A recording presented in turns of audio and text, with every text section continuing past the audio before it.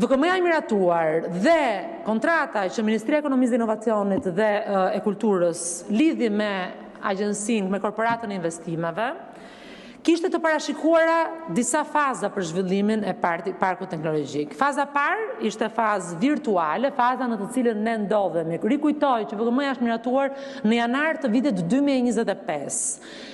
VKM-ja parashikon një periudhë 36 mujore maksimalisht ku Durana funksionon si park virtual.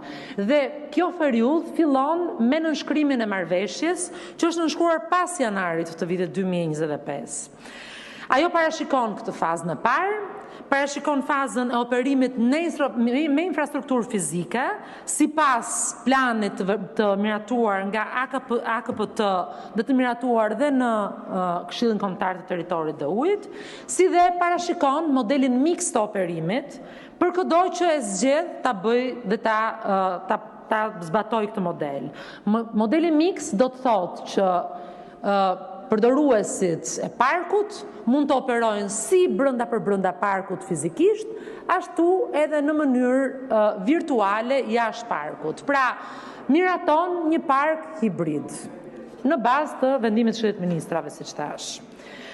Tani, modeli institucional që është përcaktuar me të njëjtën qartësi për zhvillimin e Duranës është Albanian Investment Corporation, 100% shoqëri publike, ushtron rolin e zhvilluesit, ndërsa Durana Tech Park, e krijuar nga AIC-ja, ushtron rolin e menaxhuesit dhe administron funksionimin e përditshëm, shërbimet e rezidentëve, zhvillimin e ekosistemit.